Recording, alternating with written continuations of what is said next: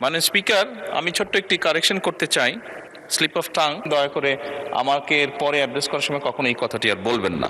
এই অর্থ বছরে প্রাথমিক বিশ্ববিদ্যালয় ইনশাল্লাহ 2 লক্ষ শিশুদের মাঝে বিনামূল্যে স্কুল ড্রেস, শুধু স্কুল ড্রেসই নয় মাননীয় স্পিকার, স্কুল ড্রেসের পাশাপাশি আমরা বাচ্চাদেরকে বাংলাদেশে তৈরি আমাদের একসময় যে সোনালী আঁশ বলতাম সেই জুট থেকে, পাট থেকে তৈরি আমরা বাচ্চাদেরকে স্কুল ব্যাগ দিব।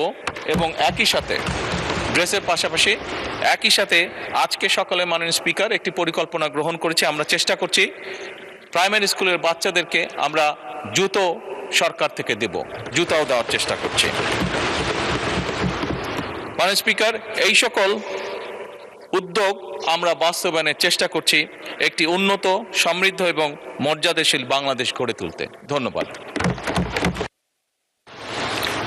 মাননীয় সদস্য মোহাম্মদ আব্দুল কালাম, আপনি একটি সম্পূরক প্রশ্ন করতে পারেন। মাননীয় স্পিকার, আপনাকে ধন্যবাদ। আমার প্রশ্নের বিস্তারিত উত্তর জানার জন্য আমি মাননীয় প্রধানমন্ত্রীকে প্রতি ধন্যবাদ সহ আন্তরিকভাবে কৃতজ্ঞতা জানাচ্ছি। আমার সম্পূরক প্রশ্নটি হল, মাননীয় প্রধানমন্ত্রীর নিকট, প্রাথমিক বিদ্যালয়ে 2 লক্ষ শিশুদের বিনামূল্যে স্কুল ড্রেস কবে থেকে বিতরণ শুরু হবে? ধন্যবাদ। মাননীয় প্রধানমন্ত্রী।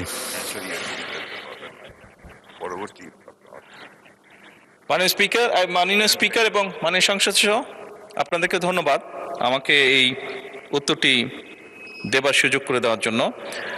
মাননীয় সংসদ সদস্য, আপনি যে প্রশ্ন করেছেন কবে থেকে দেওয়া হবে, ইনশাআল্লাহ আমরা চেষ্টা করব এই অর্থ বছর থেকেই এই কাজটি শুরু করার জন্য।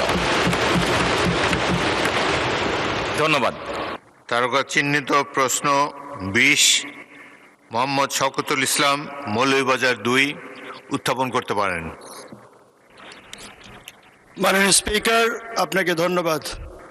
মাননীয় speaker, I am very sorry, আমার গলার অবস্থা ভালো নয়, তারপরেও আমি বলছি, আমি মহামান্য প্রধানমন্ত্রীকে নিজে এই প্রশ্ন করতে পারায় নিজেকে ধন্য মনে করছি। আমি মোহাম্মদ শওকতুল ইসলাম, 236 মৌলভীবাজার 2। মাননীয় প্রধানমন্ত্রী, অনুগ্রহ করিয়া বলিবেন কি, পরিবার ও জনস্বাস্থ্য নিয়ে জনসচেতনতা বৃদ্ধিতে সরকার কি উদ্যোগ গ্রহণ করিয়াছে? ধন্যবাদ মাননীয় স্পিকার।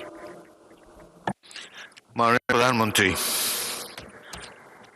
মাননীয় সংসদ সদস্য, আপনাকে ধন্যবাদ আপনার প্রশ্নের জন্য। মাননীয় স্পিকার, আমি ছোট্ট একটি কারেকশন করতে চাই। স্লিপ অফ টাং, একটু আগে একটি প্রশ্নের উত্তরে আমি প্রাথমিক বিশ্ববিদ্যালয় বলেছিলাম, ওটি প্রাথমিক বিদ্যালয় হবে। এবং মাননীয় সংসদ সদস্যকে একটি অনুরোধ করতে চাইবো, আপনি আমাকে যখন অ্যাড্রেস করেছেন আপনি মহামান্য শব্দটি মনে হয় ব্যবহার করেছেন। দয়া করে আমাকে এর পরে অ্যাড্রেস করার সময় কখনো এই কথাটি আর বলবেন